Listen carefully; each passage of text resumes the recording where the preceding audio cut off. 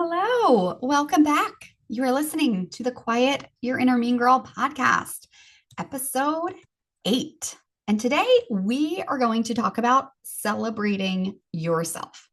Yes, celebrating yourself. And ladies, I know for some of you who are just like I was, really just like I am, and I say I am because I want you to know that celebrating yourself can feel hard. It can feel uncomfortable. It can feel abnormal, and you can still do it. And today we're going to talk about why you should celebrate yourself and how to do it in a way that even when it feels hard, even when it feels uncomfortable, even when you may want to run far away from it, you can still do it.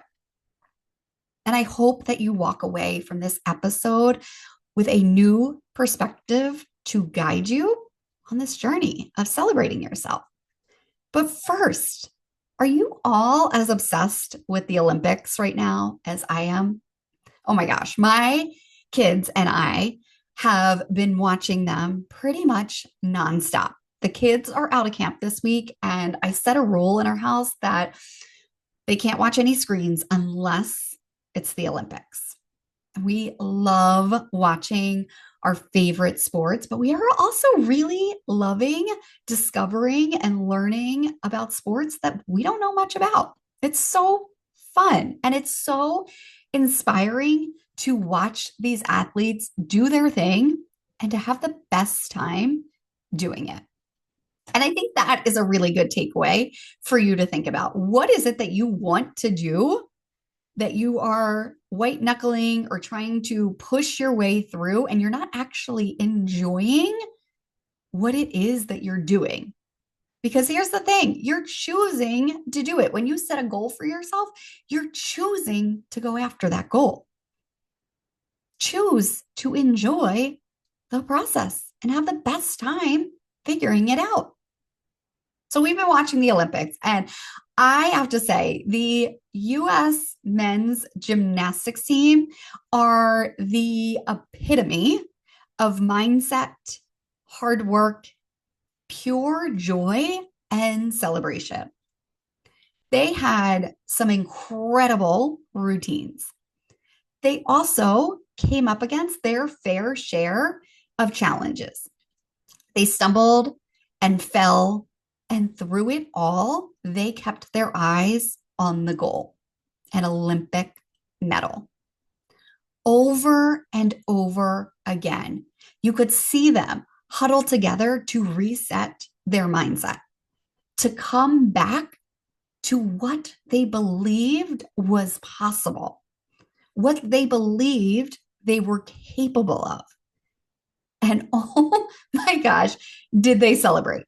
They celebrated every routine, every landing, every rotation. They celebrated the good and they celebrated moving past the challenges. They celebrated each other and they celebrated themselves hard. And it landed them a bronze medal, which I believe was the first medal for US men's gymnastics in like 16 years. This is the power of celebration. But for most of us, celebrating doesn't come easy. And I want you to think about it in terms of if you receive a compliment from someone and you immediately downplay that compliment. If they tell you that you look good and you respond with, oh my gosh, I haven't washed my hair in like 3 days. Or they tell you that they like your top and you respond with this old thing. Even when someone hands us a compliment, a celebration, we have a hard time receiving it. We have a hard time celebrating ourselves. Your brain is wired to focus on what isn't working.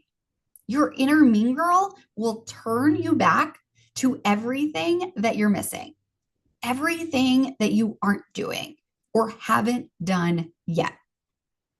She'll convince you that you are falling short, that you are missing something, that you are behind, that you can't do it, that you're going to fail. And sometimes we think that this is useful. We think that if we're hard on ourselves, it will push us to make change. It'll give us the kick in the butt that we need to actually change things. But when you focus on the things that aren't working, your inner mean girl gets louder. You get frustrated. Your doubt increases. You try to force yourself to do more. And I will say, sometimes the force, the kick in the butt, the force to do more will create temporary change. But eventually, you'll give up because the way that you create your habits is how you have to maintain your habits. And when it feels hard, when it feels forced, when it doesn't actually work for you or your body or your life, it's a recipe for failure. When you focus on everything that isn't working, you miss everything that is working. You miss the little things, the things that once felt so overwhelming that now feel simple, or maybe they even feel easy. You miss that you've made decisions that make you feel proud, decisions that used to feel so hard to make. You're making them, but you miss that when you're focused on what you're not doing. You miss the energy and the patience that you now have. You miss how you're now handling a situation or handling yourself better today than you did yesterday. These things, the things that are working, the steps you have taken, the progress you've already made is what motivates you. It's what reminds you what is possible, what you are capable of, and how far you've come. But you have to look for them. Remember, your brain is wired to look for the negative. It wants to keep you safe in the comfort of what you know, of everything you've always been doing. So when your inner mean girl wants you to indulge in nothing is working, I can't do it, I'm so far behind, you have to bring yourself back. Before you even allow yourself to entertain your thoughts that tell you you can't do it, it's not possible, you have to ask yourself, what is working? What have I done today, this week, lately that makes me feel good, that made me feel good? What am I proud of? Your job here is to answer these questions honestly, not with a blanket nothing, which we like to do. We don't want to be honest with ourselves. We don't want to dig deep. We don't want to think, but that is not your truth.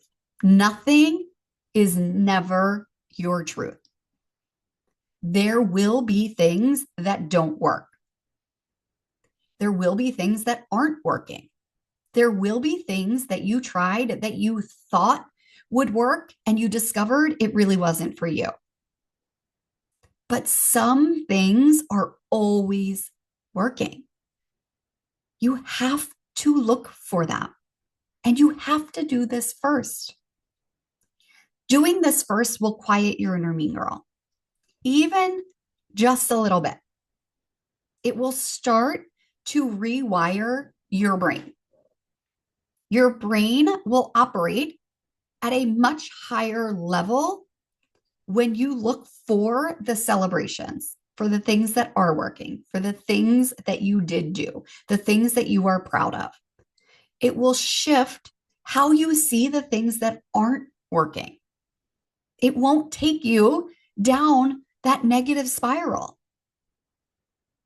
It will allow you to go into problem solving mode so that you can take the things that aren't working and change them, modify them, do things differently, and to take the things that are working and keep doing them. So, your job this week is to celebrate yourself every day. Your job is to find what is working, what has made you feel good, what you are proud of. And don't stop until you find them.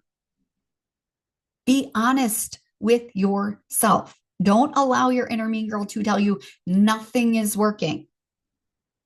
Because the more you celebrate, the more you will find to celebrate.